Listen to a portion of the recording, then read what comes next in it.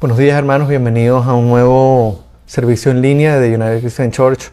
Hoy vamos a continuar con nuestra serie de sermones sobre 2 de Timoteo, estudiando básicamente esta serie de exhortaciones que Pablo nos ha estado haciendo en el capítulo 2 de la carta.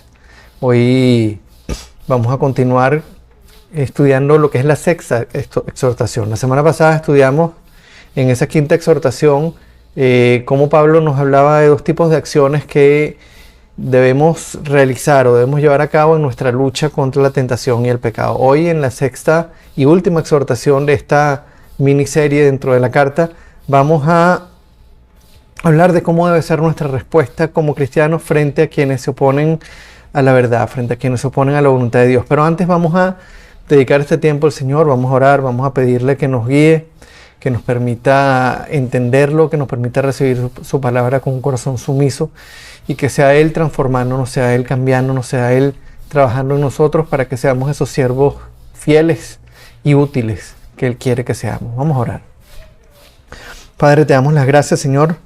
Te pedimos que nos guíes, que hagas de nosotros, Señor, siervos sumisos a tu voluntad. Que en este día, Padre, nos ayudes a entenderte, a recibir tu palabra con un corazón dispuesto. Que quites toda distracción, que quites toda circunstancia que pueda estar, Señor, desviándonos de entenderte. Que hagas de nosotros, Señor, siervos dispuestos a negarnos, a tomar nuestra cruz y a seguirte. Que frente a este tema que vamos a estudiar hoy, Señor, que es tan importante como la actitud que debemos tener frente a la oposición, Señor, como que nos guíes tú, Señor, para entender cómo debemos reaccionar como cristianos, cómo esperas tú que nosotros reaccionemos, Señor. Pensando siempre en que el propósito para el cual estamos aquí, Señor, es tu gloria. Te damos las gracias, ponemos este tiempo delante de ti, te pedimos que nos hables, que nos confrontes y que nos transformes, Señor. En el nombre de Cristo te lo pedimos. Amén y amén. Ok, vamos a comenzar con el texto de hoy, 2 de Timoteo, capítulo 2. Vamos a ir al versículo 23 y vamos a estar leyendo versículos 23 y 26. Y la palabra de Dios dice así: no tengas nada que ver con discusiones necias y sin sentido, pues ya sabes que terminan en pleitos, y un siervo del Señor no debe andar peleando. Más bien, debe ser amable con todos, capaz de enseñar y no propenso a irritarse. Así, humildemente, debe corregir a los adversarios con la esperanza de que Dios les conceda el arrepentimiento para conocer la verdad, de modo que se arrepientan y escapen de la trampa en que el diablo los tiene cautivos, sumisos a su voluntad. Como vamos a estudiar en este texto de hoy, lo que Dios espera de nosotros como embajadores suyos frente a un mundo caído, a un mundo manchado por el pecado que se opone a Él, difiere por completo de la respuesta común que los seres humanos tenemos cuando nos topamos con alguien que se opone a nosotros o con alguien que nos lleva a la contraria. En este sentido, hoy vamos a estar viendo, por un lado, cuál es la actitud que debemos tener como siervos de Cristo cuando la gente se opone al verdadero mensaje del Evangelio, y por otra, cuál es el propósito que debemos tener en mente como embajadores de Dios cuando compartimos la verdad con el mundo. Sin decir más, vamos a comenzar entonces con cuál debe ser la actitud del cristiano frente a la oposición. Y para eso vamos a leer nuevamente los versículos 23 y 24. Dicen así: no tengas nada que ver con discusiones necias y sin sentido, pues ya sabes que terminan en pleitos. Y un siervo del Señor no debe andar peleando, más bien debe ser amable con todos, capaz de enseñar y no propenso a irritarse. Presten atención a la manera en la que Pablo nos exhorta. No tengan nada que ver con discusiones necias y sin sentido. Y la primera pregunta que uno se hace a la luz de esta declaración es: ¿de qué tipo de discusiones estaba hablando Pablo? ¿Cuáles son esas discusiones necias y sin sentido? Y por lo que nos dice en el resto del pasaje, es evidente que Pablo estaba hablando de discusiones necias que se puedan desarrollar en torno a la fe. Pueden ser discusiones necias y sin sentido que giran en torno a la persona, a la palabra, a los planes de Dios, en las que las personas que no conocen a Cristo pretenden atacar, ridiculizar o falsear la verdad del Evangelio. Pueden ser discusiones en las que otro creyente con una doctrina equivocada, con una doctrina contraria a la nuestra, ataca nuestra forma de pensar o cuestiona alguna doctrina clave del Evangelio. Puede ser también una discusión con un hermano en la fe que está cayendo o que ha caído en pecado, que está viviendo en pecado y no quiere reconocerlo, y que por ende, frente a nuestra exhortación, reacciona en forma sarcástica y agresiva y nos ataca como reacción a lo que le estamos diciendo. Ahora les pregunto, ¿nos hemos nosotros encontrado como cristianos alguna vez en una discusión de este tipo? En una discusión en la que alguna persona está atacando la palabra, está atacando la persona de Dios, está atacando los propósitos de Dios, en la que está pretendiendo torcer o falsear el Evangelio. Hemos discutido alguna vez con algún hermano que tiene una doctrina un poco extraña o un poco contraria a lo que dice la palabra, y hemos entrado en argumentos con él y hemos terminado discutiendo con él. Hemos discutido con algún hermano cuando hemos tratado de confrontarlo con una situación pecaminosa que está viviendo. Si hemos hecho bien nuestro trabajo, si hemos predicado la palabra con fidelidad, si hemos estado dispuestos a hablar de la verdad frente a un mundo caído, es casi seguro de que sí hayamos estado en situaciones como esta. Vamos a estar claros, hermanos, al hablar del pecado y la situación caída del hombre, al hablar de la ira de Dios, al hablar de cómo Cristo es el único camino al Padre, al hablar de cómo la palabra de Dios es inerrante y tiene autoridad sobre la vida del cristiano, o básicamente al hablar de cualquier otra doctrina clave del cristianismo, vamos invariablemente a toparnos con corazones caídos, con corazones endurecidos que no quieren escuchar, que encuentran el mensaje ofensivo y que se resisten a aceptarlo. Cada vez que prediquemos la palabra como Cristo la reveló, como Dios la reveló, cada vez que hablemos de quién es verdaderamente Cristo, quién es verdaderamente el hombre, cada vez que hablemos de la ira de Dios hacia el pecado, cada vez que hablemos de la justicia y la santidad de Dios, cada vez que planteemos el Evangelio como el Evangelio fue revelado verdaderamente, vamos a encontrarnos con corazones caídos, con corazones endurecidos que se van a resistir al mensaje. Y eso no solo ocurre en el mundo, eso ocurre también dentro de la iglesia. Y frente a esta realidad, Pablo nos exhorta de una manera muy tajante.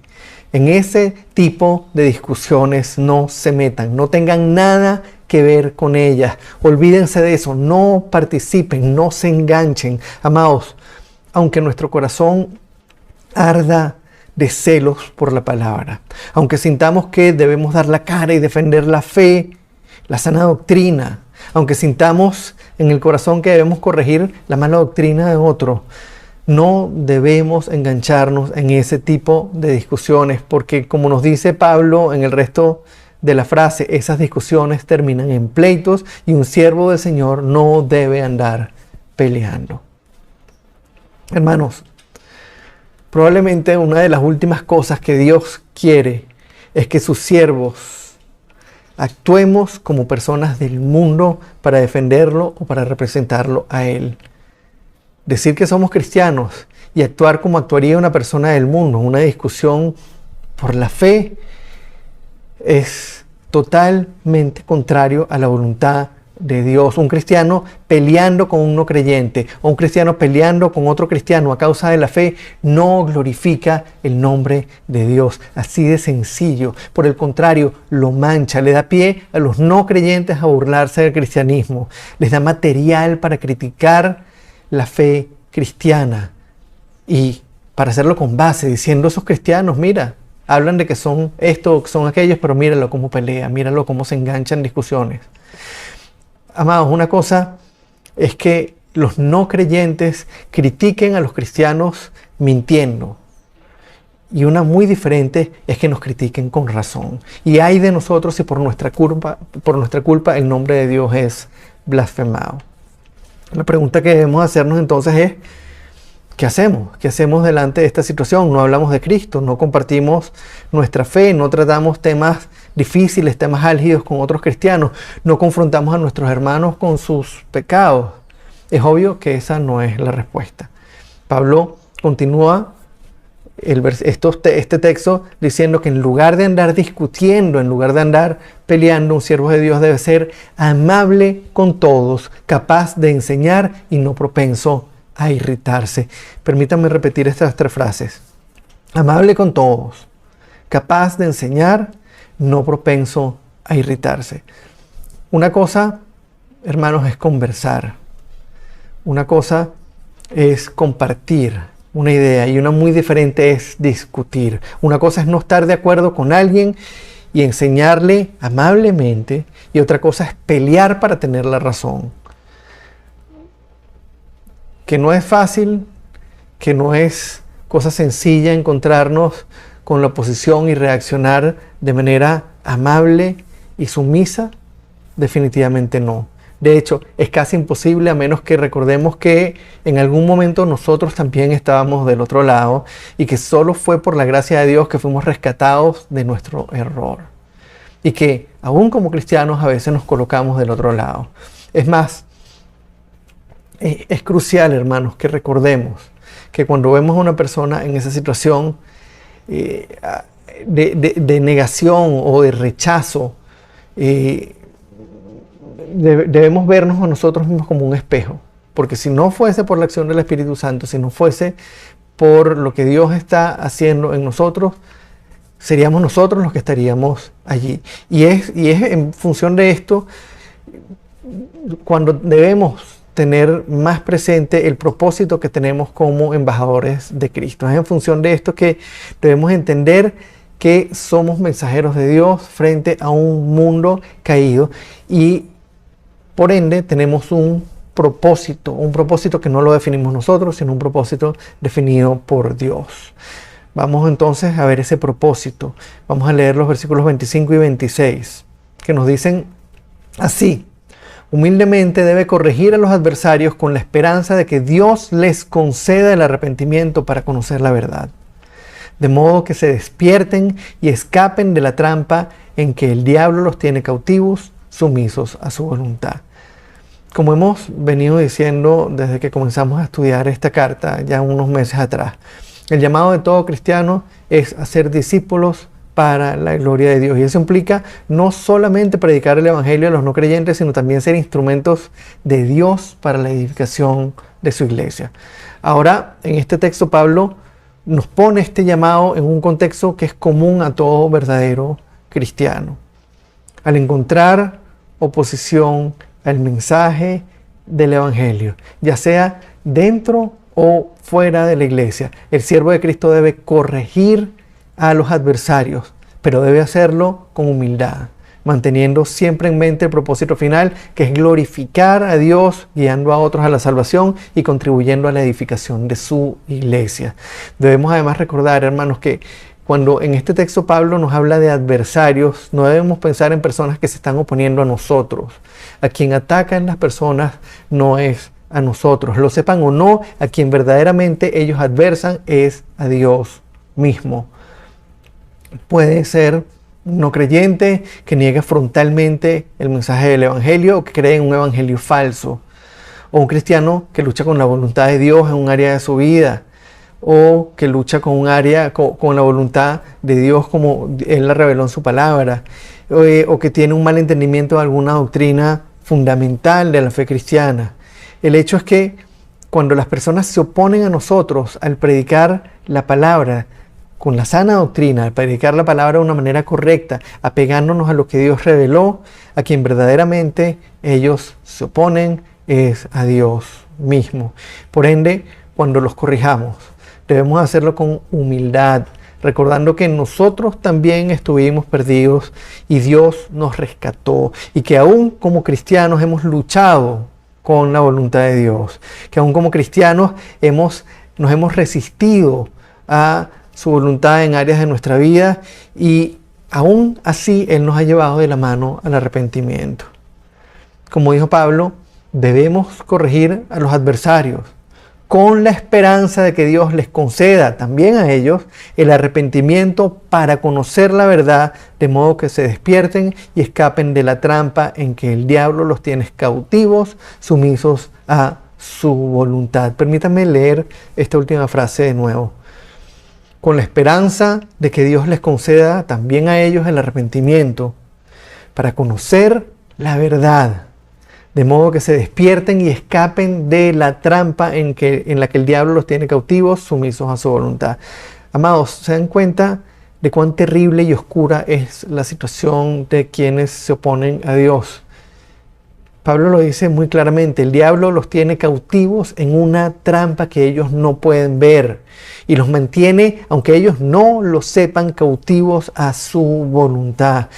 Amados, cada vez que encontremos oposición, ya sea por parte de no creyentes o por parte de otros hermanos en la fe, recordemos la terrible situación en la que están quienes adversan a Dios. Son cautivos del diablo, están atrapados en una trampa que puede incluso parecerles agradable, están en una trampa que no pueden ver y que muchos de ellos disfrutan, y que al final y a la final solo podrán escapar de allí si Dios mismo es quien les concede el arrepentimiento, si es Dios quien les permite ver su error y recapacitar.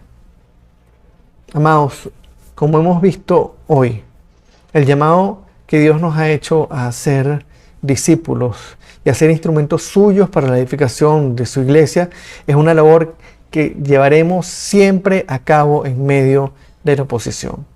Predicar la palabra de Dios no es una actividad que es bien recibida por parte del mundo. Cristo nos advirtió lo difícil que sería. Cristo nos dijo que seríamos perseguidos por hacerlo.